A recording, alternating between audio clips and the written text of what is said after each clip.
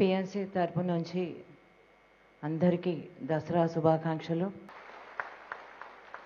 ఇంకా రేపటి నుంచి దసరా మొదలవుతుంది కాబట్టి మనం నవరాత్రుల్లో మనం చేసేది ధ్యానమే.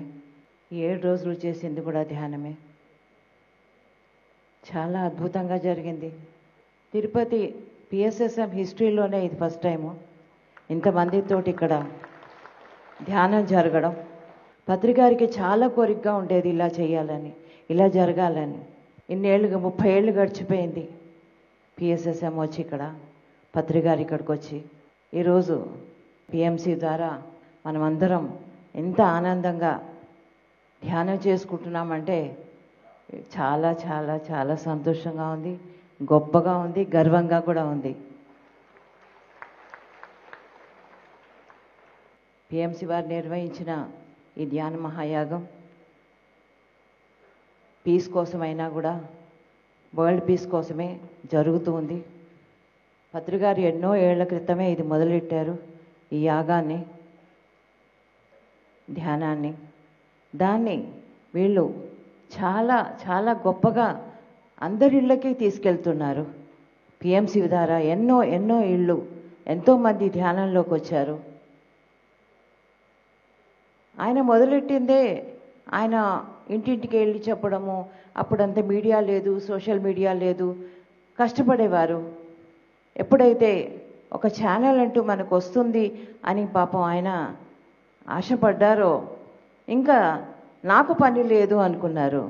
అంటే ఆ మీడియావే అన్నీ తీసుకెళ్తుంది, అందరి దగ్గరికి ధ్యానం తీసుకెళ్తుంది, ఇంకా కష్టపడాల్సిన అవసరం లేదు ఎవరైనా సరే అనే ఉద్దేశంతో ఆయన ఒక స్టూడియో, ఒక ఆఫీసు అన్నీ నిర్మించుకొని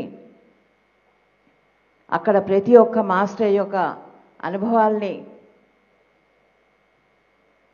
షూట్ చేసుకుంటూ, జమ చేసుకుంటూ అందరికీ తెలియజేసేలాగా చాలా సులువైన మార్గంలో ధ్యాన పద్ధతిని అందరికీ తీసుకెళ్లారు పిఎంసి వారు. పిఎంసి వారు తీసుకెళ్లారు అంటే అది ఊరికే అవ్వదు కదా, చాలా కష్టపడాలి. అది అంత ఈజీ పని కాదు. ఒక ఛానల్ నడపడం అనేది అంత సులువైన పద్ధతి కాదు. చాలా చాలా ఒడిదుడుకులు ఉంటాయి దానికి. అవన్నీ కూడా ఎదుర్కొంటూ వీళ్ళంతా చాలా బాగా చేస్తున్నారు. మనమందరం కూడా దానికి సపోర్టివ్గా నిలబడాలి. ప్రతి ఒక్కరి బాధ్యత ఇది. ఇది పిఎంసి కాదు, పత్రికారి కళ. ఆ కళగా మీరు చూశారంటే దీనికి తప్పకుండా మనం అందరం ముందరికి తీసుకెళ్లే బాధ్యత మనందరి దగ్గర ఉంది, మనందరి మీద ఉంది. ప్రతి ఒక్కరూ కూడా దీనికి చేయూతనిచ్చి ముందరికి తీసుకెళ్ళి మీ యొక్క అనుభవాల్ని దాంట్లో పెట్టి కొన్ని వందల వేల మంది ముందర మీరు కనుక పిఎంసి ద్వారా మీ అనుభవాన్ని చూపించారంటే ఇంకో వేల మంది ధ్యానంలోకి వస్తారు. ఇది ఆయన కోరిక. ఇప్పుడు కొత్తగా వచ్చిన డైరెక్టర్లు చాలా బాగున్నారు. 30 ఏళ్ల బట్టి వాళ్ళు కూడా ధ్యానం చేస్తున్నారు. వాళ్ళకి పిఎస్ఎస్ఎం అంటే ఏంటో తెలుసు, క్షుణ్ణంగా తెలుసు. ఆయన ప్రణాళిక ఏంటో బాగా తెలుసు. వాళ్ళందరూ కూడా ఇప్పుడు డైరెక్టర్లుగా మారడం నాకు చాలా చాలా కష్టంగా ఉంది, ఇష్టంగా కూడా ఉంది. ఎందుకంటే బాగా చేస్తారు. ఇంకా వాళ్ళు హాయిగా తిరిగే వాళ్ళని బాధ్యతలో పెట్టాం మనం, కానీ చేస్తారు, వాళ్ళు చాలా బాగా చేస్తారు. ఎందుకంటే మహేశ్వరి, సంగీత్ బాబు వీళ్ళంతా కూడా, రామ్మోహన్ గారు వీళ్ళందరూ చాలా పాత మాస్టర్స్. వాళ్ళందరికీ ఈ బాధ్యత తెలుసు. తెలిసి బాగా పైకి తెలిస్తేనే తీసుకురాగలరు.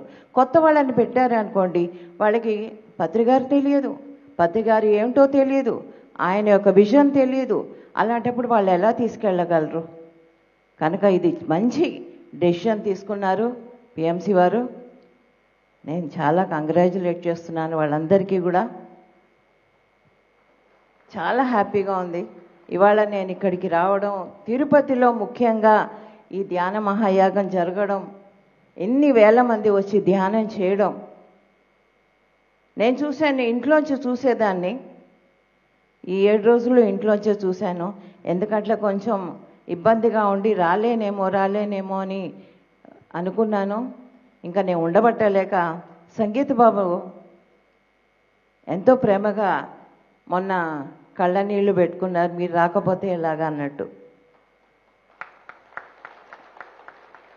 అలాగా వేల మందిలో ఒక్కరు నిజంగా ఆత్మతో పిలుపు వస్తే కనుక ఎక్కడికన్నా మనం వెళ్తాం. మనం ఎంత అస్వస్థతగా ఉన్నా కూడా సరే, మన ఒంట్లో ఎంత బాలేకపోయినా సరే, అది ఆ పిలుపులో ఉంది ఒక ప్రేమ, ఒక ఆత్మీయత, ఒక తపన, రావాలి అనే తపన. పత్రికారు లేరు, మీరు కూడా లేకపోతే ఎలాగా అని ఆయన బాధ చూస్తే నేను నిజంగానే కరిగిపోయాను. చాలా వచ్చాక చాలా సంతోషంగా ఉంది. మీ అందరినీ కూడా కలవడం, ఎంతో అభిమానం ఆయన పంచారు మీ అందరికీ. మీరందరూ ఇప్పుడు ఈ ధ్యానం చేసి ప్రతి ఒక్కరూ మాస్టర్గా మారి ఎంతోమందికి ధ్యానం చెప్పి ధ్యానయోగులుగా మార్చి, అదే పిఎంసి పని. అందరినీ ధ్యానంలోకి దింపడమే పిఎంసి పని. తెలుగు పిఎంసికి జై.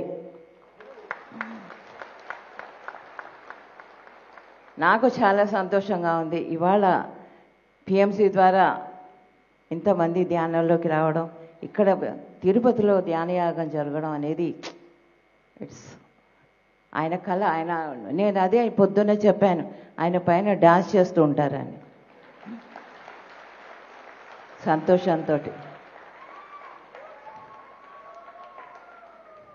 ఇంకా గట్టిగా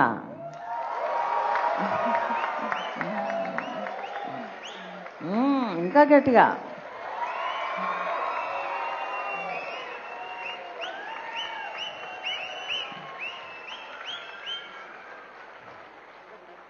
ఆయన సంతోషమే మనకి ఆనందం, మనకి సంతోషం.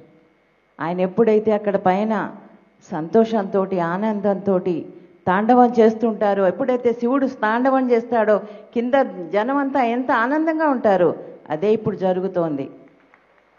అక్కడ ఆయన తాండవం చేస్తున్నారు, మన మాస్టర్స్ అంతా ఆనందంగా ధ్యానం చేస్తున్నారు.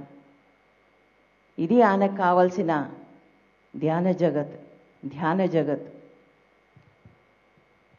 ఇదే ఆయన కోరుకున్న పిఎంసి.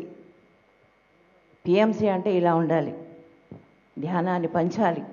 ఓన్లీ స్టూడియోలో కూర్చునే కాదు, చూడండి ఎంత బాగా అందరినీ దగ్గర తీసుకొని ఇంత మంచి ధ్యానాన్ని, ఆహారాన్ని ఇచ్చి ధ్యానం చేయండి. మంచి ఏసీ హాల్ ఇచ్చారు, మంచి వసతి ఇచ్చారు, ధ్యానం చేయమని మంచి మ్యూజిషియన్స్ ఇచ్చారు, ధ్యానం చేయండి అని. అంతకంటే ఏమిస్తారండి చెప్పండి మనకి?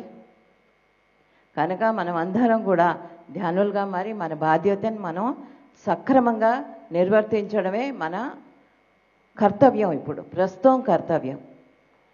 ఎప్పుడో మనం ఏదో చేశామని చెప్పుకోవడం కాదు, ఇప్పుడు ఏం చేయాలో ఆలోచించాలి. ఎప్పుడు కూడా ప్రస్తుతం సంగతి ఆలోచించాలి, ముందర ఏం చేయాలని ఆలోచించాలి.